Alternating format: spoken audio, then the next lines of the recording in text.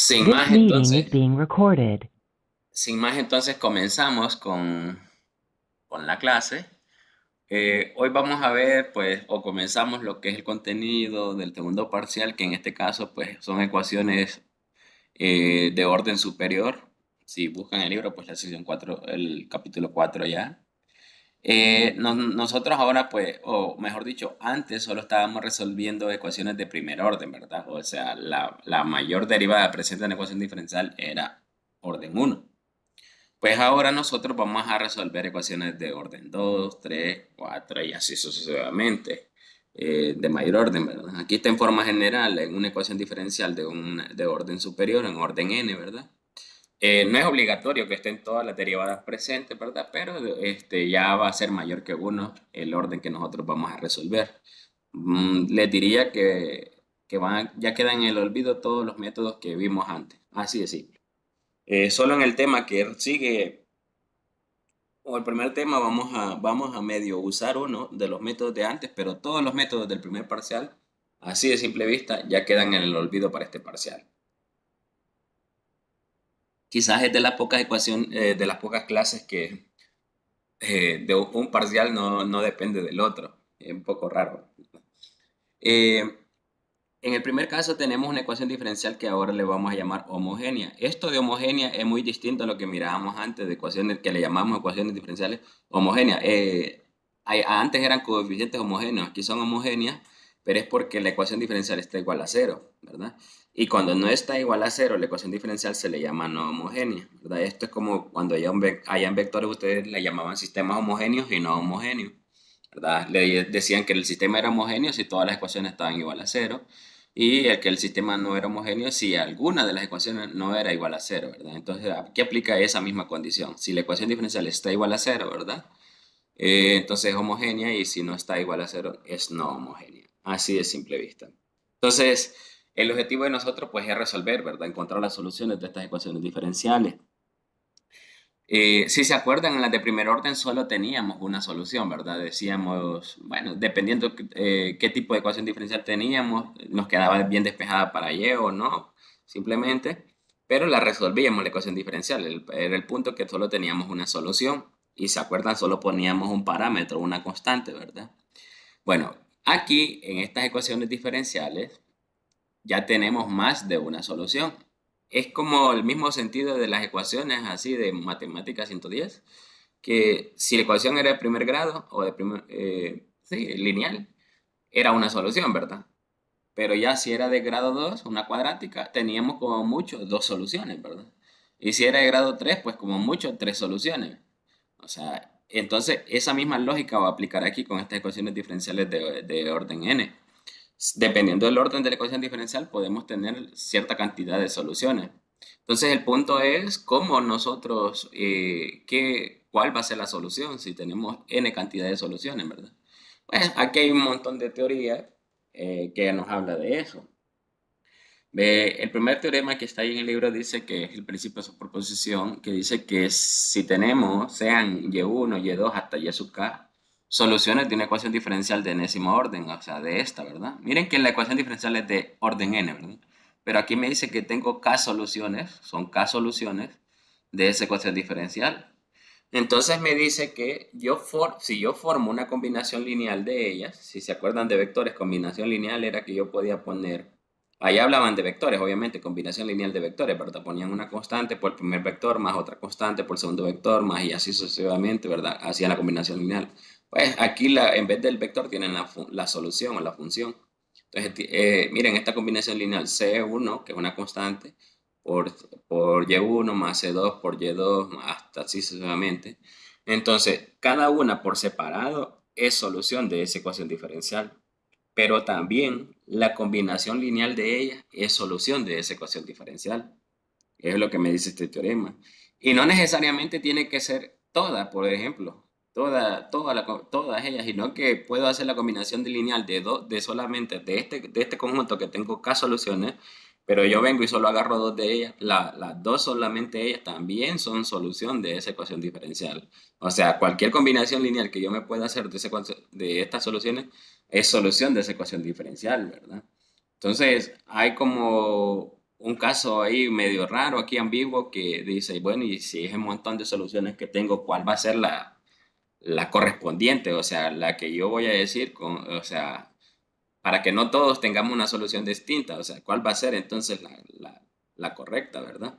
Entonces, a ese punto es al que queremos llegar. ¿Cuál va a ser, pues, esa solución que digamos, esta es la general, esta es la que abarca todas? Entonces, ese es el punto que queremos llegar, ¿verdad? Entonces, pero aquí vamos ya formalizándolo diciendo que si tenemos K soluciones de esa ecuación diferencial, la combinación lineal de ellas, pues también va a ser, ¿verdad? Es lo que me dice esto. Y aquí hay un ejemplo, miren. Aquí pues no sabemos cómo resolverla, ¿verdad? De momento, pero aquí tenemos, por ejemplo, miren, estas dos funciones, y1 igual a x cuadrado y y2 igual a x cuadrado logaritmo de x. Pues me dice que son soluciones de esta ecuación diferencial de tercer orden, miren. Esta ecuación diferencial de tercer orden porque está la tercera derivada, ¿verdad? Entonces el teorema anterior me dice que pues si yo hago esta combinación lineal de esas dos funciones, que son soluciones, miren, también esta es solución de esta ecuación diferencial, miren, también. Entonces, ven, ahí vamos, ahí tenemos eso, ¿verdad? Que si yo agarro esta expresión, la derivo tantas veces que está aquí, voy a llegar a que también se cumple la igualdad. Así de simple. Y pues, eso es lo que me dice, ¿verdad? Mire, formé la solución, una combinación y es solución. Bueno, aquí dice este colorario, miren que si un múltiplo constante de y, de una solución y1, es también una solución. O sea, imagínense que tienen para este ejemplo x cuadrado es solución de esta ecuación diferencial.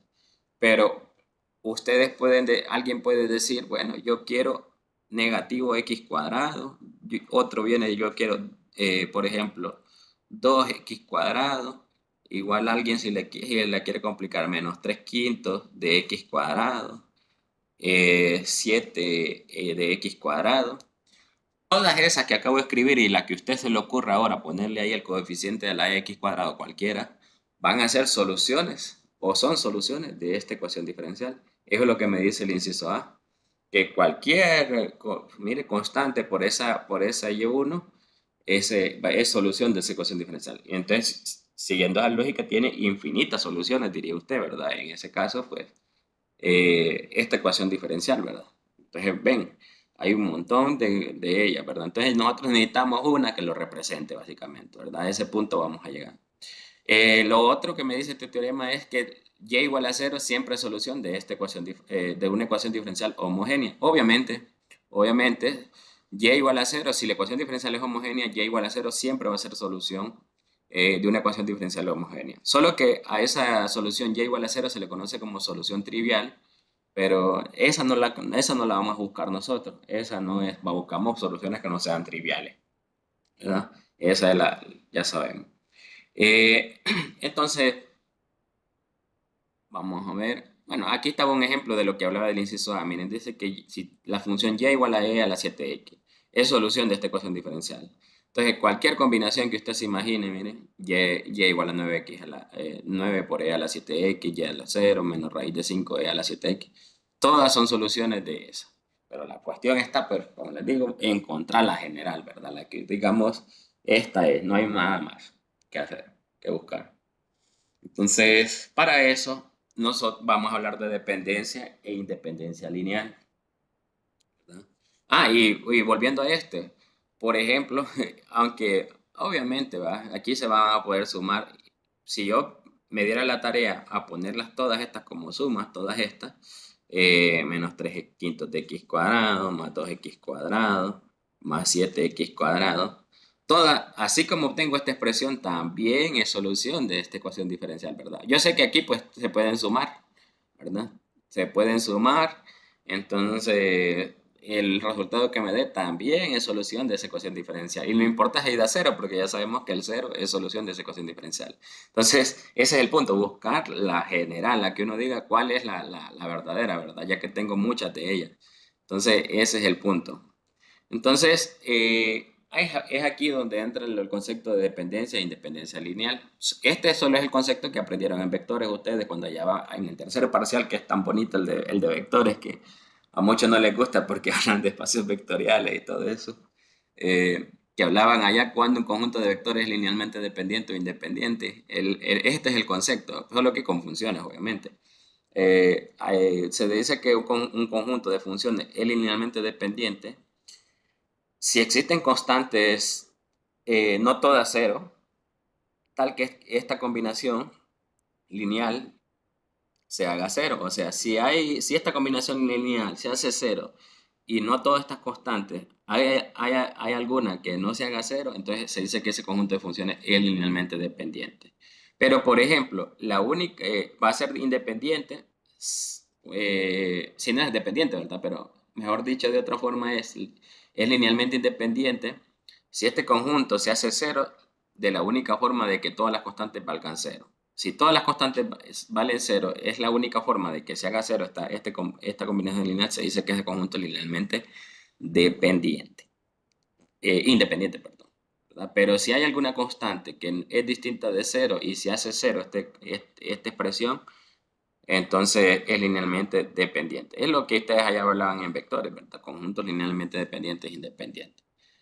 Entonces, eso es dependencia e independencia lineal. Bueno, ya vamos a ver para qué necesitamos que sean linealmente independientes e independientes. Y eso lo vamos a andar quitando bastante nosotros, esa dependencia en este parcial.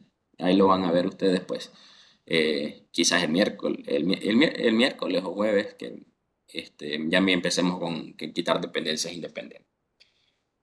Normalmente para verificar se usa lo que es un gaussiano, que ustedes allá usaban determinantes, ¿se acuerdan que resolvían un determinante en vectores? Pues aquí la misma lógica se usa, lo que con funciones. Vamos a usar este concepto, miren, aunque no lo vamos a usar ahorita, sino que lo vamos a resolver con sistemas, este concepto de que el gaussiano es un determinante. Supongamos que tenemos un conjunto de funciones, ¿verdad? Entonces queremos calcular el gaussiano de estas funciones. ¿Cómo es el gaussiano de estas funciones? Bueno, en la primera fila se ponen las funciones que tenemos. En la segunda fila van las derivadas de esas funciones. En la tercera fila la segunda derivada de esas funciones. Y así sucesivamente hasta llegar pues a la cierta derivada. Aquí está en forma generalizada, ¿verdad? Pero por ejemplo, si se tiene un gaussiano de dos funciones, es un determinante de 2 por 2. El gaussiano va a ser en la primera fila las dos funciones y en la segunda la de primera derivada de ella. Miren, eso es uno. Si son dos funciones, es un determinante de 2 por 2. Si son tres funciones, el determinante que vamos a tener es uno de 3 por 3. F1, F2 y F3. En la primera fila va a ir la primera derivada. Aquí es F2. Y en la tercera fila va a ir la segunda derivada. ¿Sí? Y si tenemos cuatro funciones, es un determinante de 4 por 4, ¿verdad? Y pues lo que aumenta es una cuarta columna y una cuarta fila. Y así es este gaussiano, ¿verdad? Eso lo vamos a ver cuando miremos, pues, eh, el método de variación de parámetros. Ahí miramos esto del gaussiano. Ahí pasamos calculando determinante. Bueno, ¿para qué sirve este gaussiano? Bueno, nosotros a veces queremos saber si tenemos un conjunto de funciones, si es linealmente dependiente o independiente. Bueno, lo único que pues podemos hacer es, pues, calcular el gaussiano de esas funciones. Si ese gaussiano de esas funciones es cero, entonces se diría que esas funciones son linealmente dependientes, ¿verdad? Pero si ese gaussiano es distinto de cero para toda x en un intervalo ¿verdad? Que ustedes quieran, entonces ese conjunto se dice que es linealmente independiente, ¿verdad? Si ese determinante da distinto de cero. Así de simple. Entonces, así uno puede saber si un conjunto de funciones es linealmente dependiente o independiente. Entonces, por ejemplo, imagínense que les digan aquí para que más o menos no sea tan aburrido y empecemos a hacer algo de álgebra. Tenemos a tres funciones, ¿verdad? Y los digan, calcula el gaussiano de esas funciones. Entonces, lo voy a hacer aquí, calcular el gaussiano. Entonces, vamos a hacer, ¿verdad? El gaussiano de F1, F2 y F3. Entonces, igual. Entonces, en la primera fila ponemos las funciones, ¿verdad? Coseno cuadrado de x. Ahora, en la segunda fila, la primera derivada. La derivada de coseno de 2x sería negativo 2 seno de 2x. La derivada del coseno es negativo seno y la derivada del aumento de todo. La derivada del 1 es 0 y la derivada de esto pues es, le bajo la potencia, le resto 1 y la derivada del coseno es negativo seno, ¿verdad? O sea que aquí queda en menos. Ahora vuelvo y derivo esto. La derivada del seno es coseno y la derivada del argumento es 2. Por este 2 va a quedar negativo 4, ¿verdad? La derivada de 0 es 0. Y aquí derivamos. Bueno, para derivar esto lo voy a hacer de una forma más fácil. Esto por identidades trigonométricas, sabemos que seno de 2 seno de x por coseno de x es seno de 2x. Entonces es así más fácil derivarlo, ¿verdad? Que aplicar producto. La derivada del seno de 2x sería 2 coseno de 2x. Solo que va a quedar negativo por el menos que ya está. ¿Estamos? Bueno, ahora lo que hay que hacer es calcular el determinante. Ese determinante que está ahí. Si ustedes se acuerdan, uno el determinante lo puede calcular a lo largo de cualquier fila o cualquier columna que quiera uno, ¿verdad? Si se acuerdan de vectores, ¿verdad? Entonces, yo, por ejemplo, viendo este montón de ceros que está aquí, yo lo haría a lo largo de la segunda columna. Así no estoy calculando un montón de cofactores. Entonces, los signos eran más menos, ¿verdad? Entonces sería menos 1 por eliminando la primera fila y la segunda columna, ¿verdad? O sea, solo voy a calcular ese. Entonces sería menos 2 seno de 2x, ¿verdad? Por menos 2 coseno de 2x. Menos el producto de este por esto, ¿verdad? Menos 4 coseno de 2x por menos... Ah, pero este era seno de 2x, ¿verdad? Entonces va a quedar seno de 2x. En vez de ponerlo así, coseno, ¿verdad? Recuerden que eso es eso. Entonces hacemos ahí los cálculos. Menos 4 seno de 2x coseno de 2x menos 4 coseno de 2x seno de 2x. Ah, miren, pero eso se resta y queda 0. Entonces, miren, ahí me dio ese determinante 0. Por ejemplo, si vemos el teorema anterior, si usamos este criterio que dice aquí, se diría que estas tres funciones son linealmente dependientes, porque el gaussiano dio 0. Para toda x, ese sistema es linealmente dependiente, porque dio 0 el determinante, ¿no? Si no hubiese dado distinto de 0, si por ejemplo me hubiese dado un seno de x, por ejemplo, el determinante hubiera quedado seno de x, diríamos que es linealmente dependiente solo donde ese seno se haga 0. ¿Y dónde ese seno se hace 0? Pues en todos los k múltiplos de pi, ¿verdad? En pi, 2pi, 3pi, 5pi, en todos esos, el seno se hace 0, ¿verdad? Entonces cualquier intervalo que tuviese el pi, 2pi, 3pi, el 0 incluso, ahí sería linealmente dependiente en ese caso. Pero bueno, así como dio 0, es linealmente dependiente en cualquier número. Entonces ahí serían linealmente dependientes esas funciones. Pero no lo vamos a andar haciendo así, nosotros calculando gaussianos para saber dependencia o independencia. Eh, pero ya eso, les dejo esto para que cuando llegue el tema que miremos ya a resolver, vamos a usar el gaussiano ahí y ya van a saber qué es lo que hay que hacer, ¿verdad? Calcular estos determinantes que son, pues las filas se componen de sus derivadas, ¿verdad? Así de simple. Bueno, y bueno, ¿qué pasa cuando tenemos un conjunto y que es linealmente independiente, ¿verdad? Un conjunto de soluciones que es linealmente independiente. Pues a ese conjunto se le llama conjunto fundamental de soluciones. Creo que en las pruebas anda un ejercicio por ahí, o cuando hagan las pruebas, si les pregunta si el conjunto dado ahí es conjunto fundamental de soluciones. ¿Qué es lo que tienen que hacer? Pues calcular este gaussiano, ¿verdad? Y ver si se hace 0 o no se hace 0 el intervalo que él les dice, ¿verdad? Entonces, si no se hace cero en el intervalo, si no se hace cero, pues es linealmente independiente, ¿verdad? Y entonces se le llama conjunto fundamental de soluciones. Así de simple.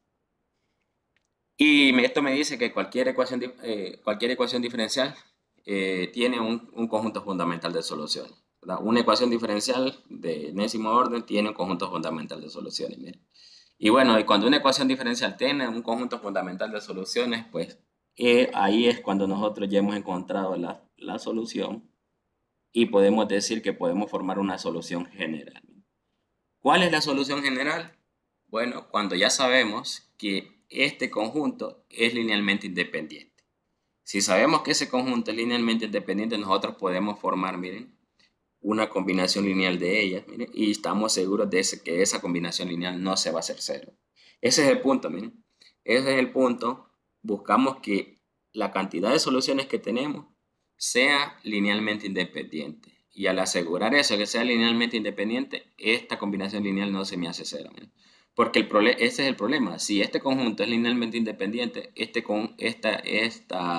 combinación lineal se me puede hacer cero.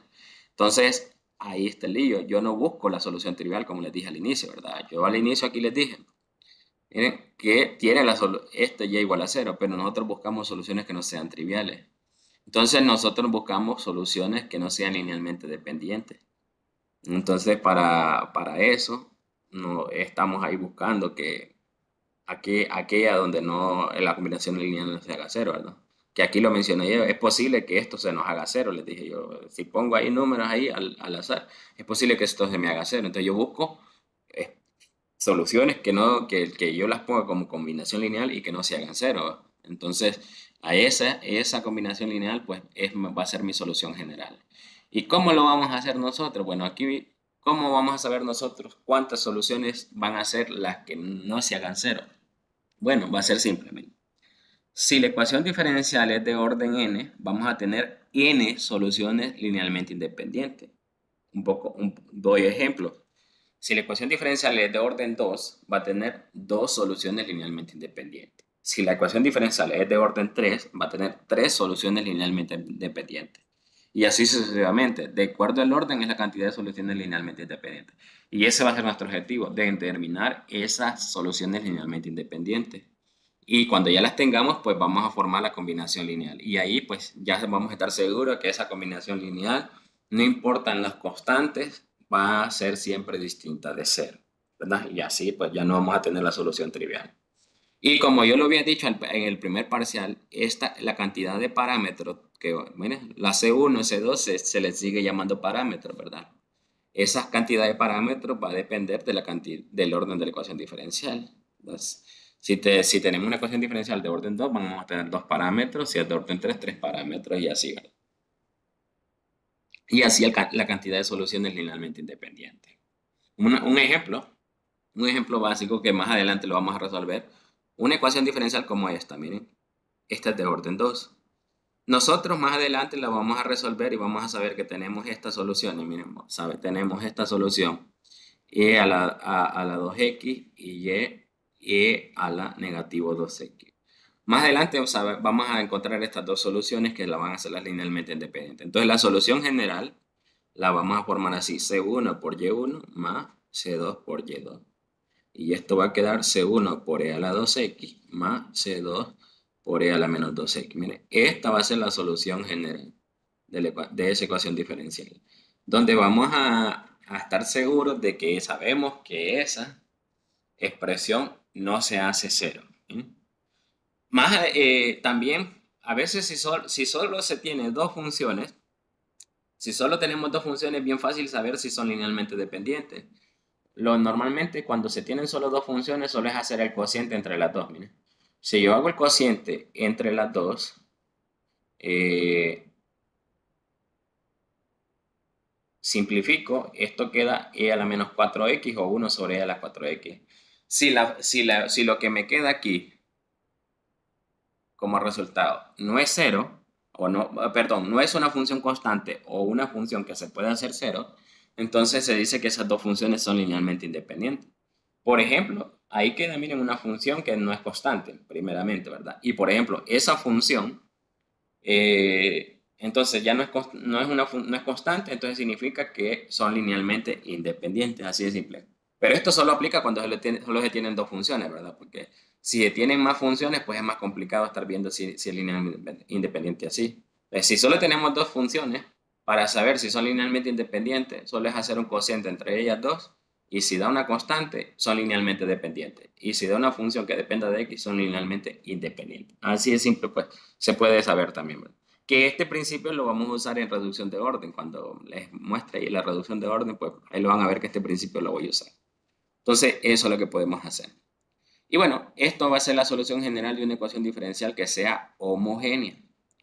Ahora bien, ¿cuál va a ser la de una no homogénea? O sea, cuando ya no esté igual a cero la solución, la ecuación. Pues fíjense que se va a resolver el caso homogéneo que va a dar lo mismo que el anterior, la solución en esta parte, ¿verdad?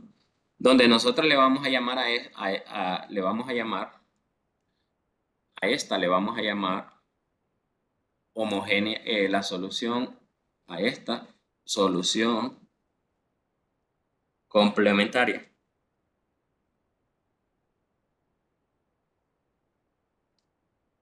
Y a esta, que normalmente YP, le vamos a llamar solución particular. Esta está libre de parámetros, o sea que no va a tener constante de integración, ¿verdad? No va a tener constante arbitral, libre de parámetros. Bueno, ¿y de dónde va a salir esta nueva solución? Pues va a salir de la parte no homogénea. O sea, vamos a resolver la ecuación diferencial, el caso homogéneo cuando sea igual a cero, y después vamos a resolver cuando es distinto de cero y vamos a encontrar esta solución particular, o sea, libre de parámetros. Entonces, aquí es donde va a llevar más trabajo. Vamos a tener que hacer doble trabajo y pues lo que más va a costar es encontrar la particular. Esta es la más fácil encontrarlo. Lo que va a costar más es la particular. Un ejemplo es aquí, miren.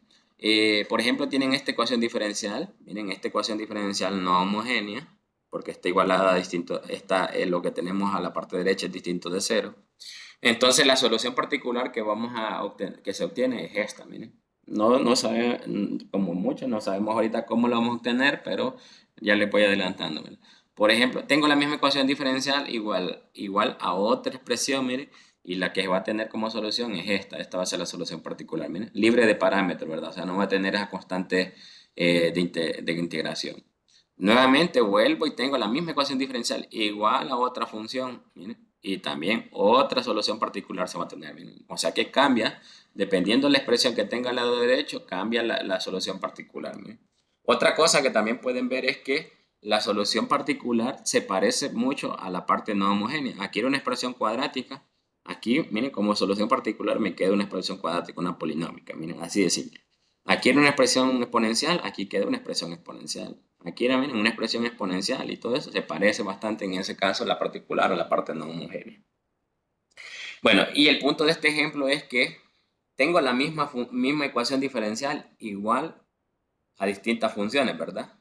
Pero fíjense que si viniera alguien y dice, bueno, ¿qué pasa si tengo la ecuación diferencial a la suma de esas tres funciones, por ejemplo? La misma ecuación diferencial, pero me da por a mí por sumar esas tres funciones aquí, ¿verdad? Me da por sumarla. ¿Cómo va a ser la solución particular? Pues simple, va a ser la suma de las tres soluciones también, así de simple. ¿Verdad? Ahí lo van a ver cuando miremos coeficientes homogéneos, las no homogéneas, van a ver que vamos a separar por un YP1, un YP2 y después las sumamos para formar el YP final, ¿verdad? Entonces, eso es lo que podemos nosotros, o lo que vamos a hacer, miren. Vamos a separar la parte polinómica,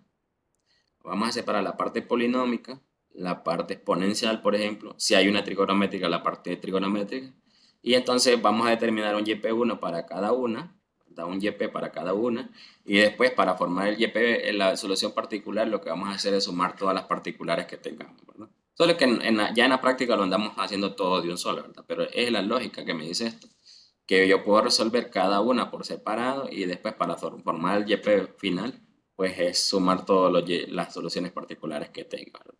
Y todas quedan libres de parámetros. Así de simple. Entonces, esto va a ser nuestro trabajo, encontrar esa solución general. Aquí no hay solución general.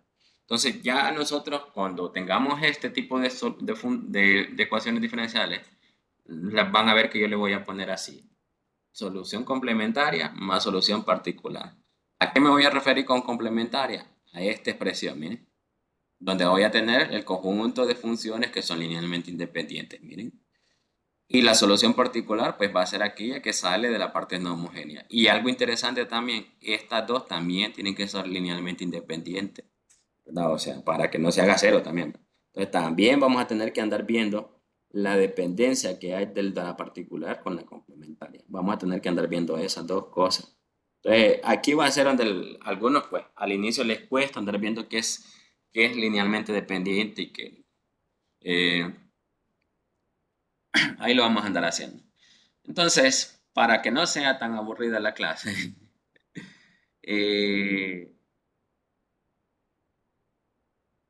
por ejemplo, vamos a ver. Nosotros vamos a ver este tema, miren, reducción de orden. Este es el único tema donde vamos a tocar el- quizás el método anterior, pero solo para el primer ejemplo, pero para después les aseguro que la fórmula que vamos a usar ya no ocupamos, no, ni miran ni la reducción de orden, ¿verdad? Por eso a mí me gusta, pues, explicarles este tema con cómo es el método correcto, pero después hay una fórmula que me hace encontrar lo que es esa solución que me piden ahí. Como se acuerdan en las lineales, que en las lineales yo les dije, en la del primer parcial, yo les dije que estaba un método, ¿verdad? Que encontraban un factor integrante, se lo multiplicaban a la ecuación diferencial y después le integraban y todo eso, que yo creo que algunos ni lo fueron a ver. Entonces, ese era el método correspondiente de las ecuaciones lineales, pero después yo les di una fórmula que solo había que ponerle en forma estándar y resolverla, ¿verdad? Entonces, en este tema pasa lo mismo. Hay un método. Pero nosotros lo que vamos a hacer es usar esta fórmula ya directa que los ahorra todo el método. Entonces no van a ver la reducción de orden con esa fórmula, pero a mí me gusta mostrarlo para que ustedes se fijen cómo es, ¿verdad? ¿Por qué el tema se llama reducción de orden? Lo que hacemos es reducir el orden, o sea, pasar de orden 2 a orden uno básicamente. Entonces, este va a ser el tema que les va a gustar. Normalmente este tema ha entrado en el primer parcial, pero esta vez por las cuestiones de tiempo no entró y ha sido como el ejercicio, digamos, que en el primer parcial es el que todo el mundo quiere porque ya son 10 puntos que están, ya uno ya dice, son 10 puntos que están seguros. Incluso hasta muchos decían, ¿y por qué no entró ese tema? Porque eran los 10 puntos que estaban seguros en el examen. Pero no, se entra en el segundo parcial este tema, reducción de orden. Son 10 puntos que si está el ejercicio en el examen, asumimos que son 10 puntos que tiene la mayoría, porque no cuesta. Solo hay que resolverlo en literal y bien fácil. No es tan complicada. Bueno, todo depende cómo quede literal, ¿verdad? Pero no es tan complicada.